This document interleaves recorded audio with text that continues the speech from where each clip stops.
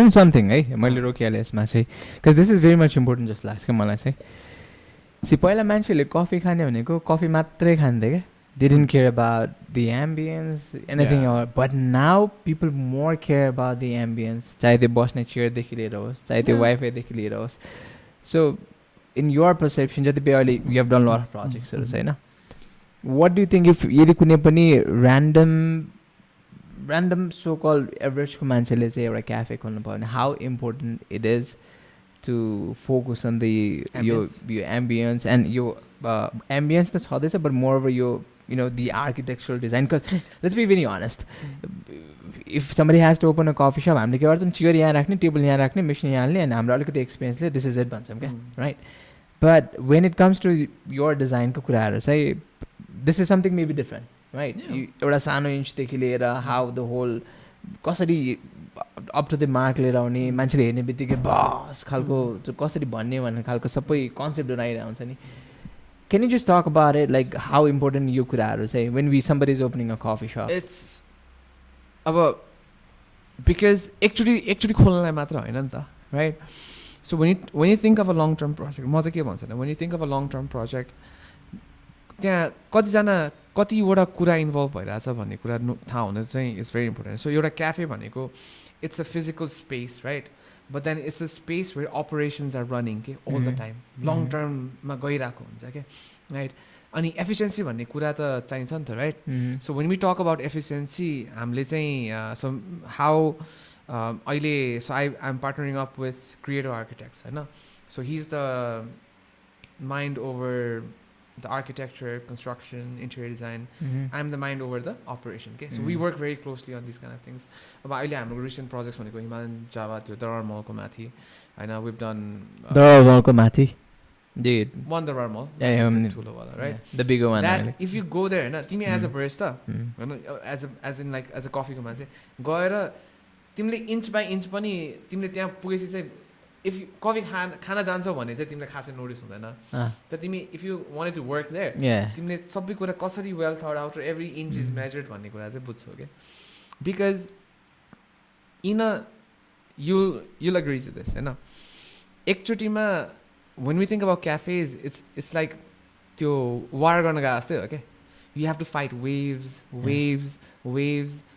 के. म चारवटा कस्टमर आएको छ, चारवटा कफी बनाएर दिन्छु भन्नेको हिसाबै हुँदैन क्या त्यहाँ.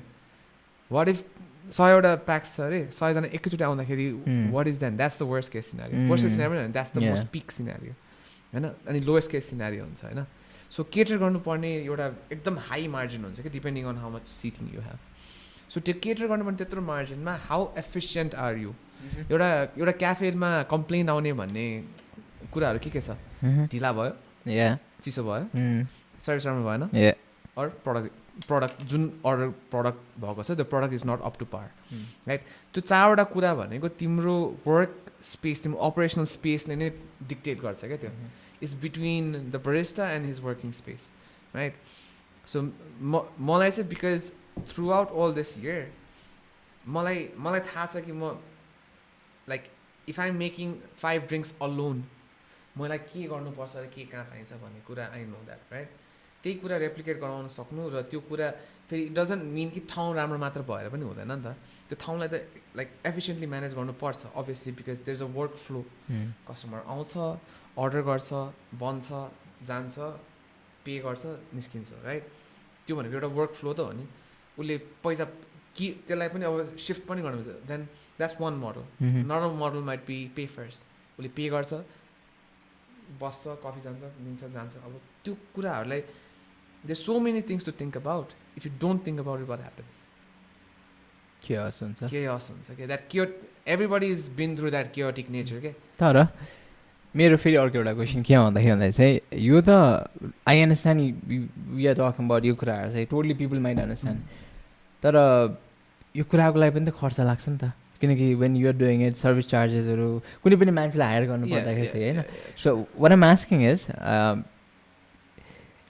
are these kind of things pretty much affordable for the regular guy or regular people? Yes, though. You always need to think of it as a initial long-term investment. Okay, हैन? अब म महँगो छु भन्दैमा मै चाहिन्छ भन्ने छैन नि त मैले भनेको I might be an example कि ल आई क्यान डु दिस भन्ने कुरा but then everybody should think यसरी सोच्नु चाहिँ पर्छ उनीहरूले भनेर because I have seen a lot of मलाई कतिवटा आइम नट गोना नेम होइन तर मलाई कतिजनाले बोलाउँछ कि भाइ मेरो क्याफे बन्दैछ भन्छ होइन सो बन्दैछ एकचोटि आउनुहोस् न हेल्प गर्नुहोस् भनेर भन्छ even um like I even go कि चिने मान्छे अफकोर्स गो एन्ड हेल्प होइन अनि बनिसकेको हुन्छ अब देन वडा मा सपोज बनिसकेको छ यसो हेर्छ मेसिन राख्नलाई मेसिनभित्र पानी राख्नलाई ठाउँ छैन अनि अनि सिङ्क कहाँ छ त ऊ त्यहाँ छ फ्रिज कहाँ राख्नु भन्छ भने ऊ त कुनामा राख्ने रे अनि लाइक मैले भनेको नि बिकज देयर नट त्यो थाहा छैन नि त कसैलाई but there are people who know this kind of things right होइन जस्तै अब मसँग काम गर्दा गर्दा गर्दा my partner knows everything about a cafe everything के उसलाई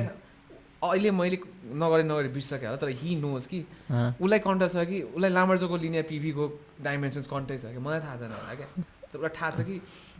यो मेसिन युज गर्ने हो भने चाहिँ यो चाहिँ चाहिन्छ है अगेन कुन चाहिँ मेसिन युज गर्ने त किन त सबसे फ्यान्सिएस्ट ऊ त चाहिँदैन नि त नेपालमा त्यो चाहिन्छ भने पनि छैन but then what machine use is also गर्न डिक्टेट होइन एटलिस्ट स्पेसिफिकेसन्स त थाहा हुनु पऱ्यो नि इफ कसैले किचन रेस्टुरेन्ट खोल्दाखेरि त त्यति त ध्यान दिन्छ नि त यहाँ रेस्टुरेन्ट दिने बेलामा म continental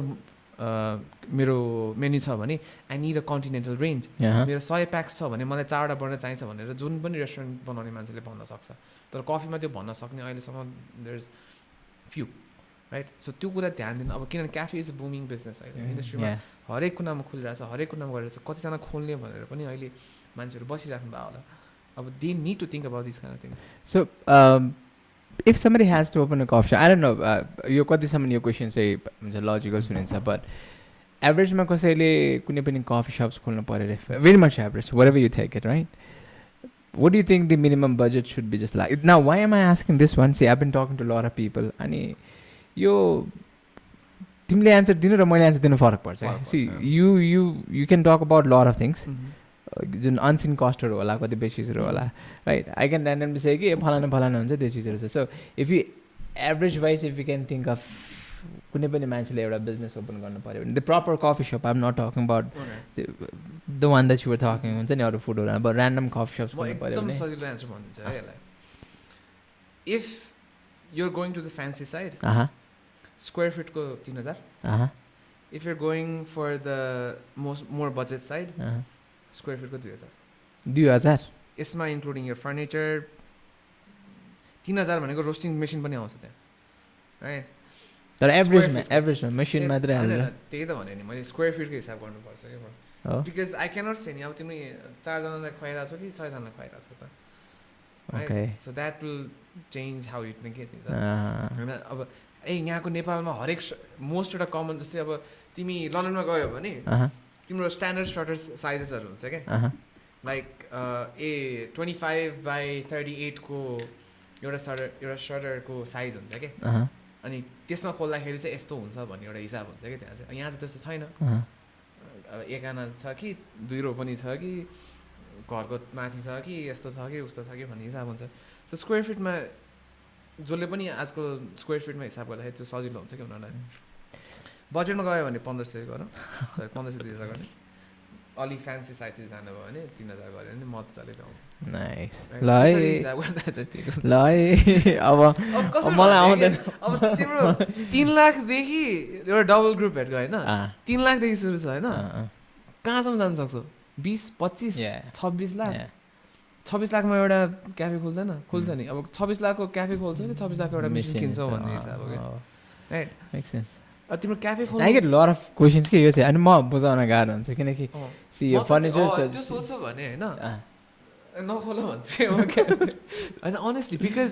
you have to know नि म त बरु पैसा हेर्नु तपाईँले यो बिकज कसैको पैसा पर्या हुन्छ नि त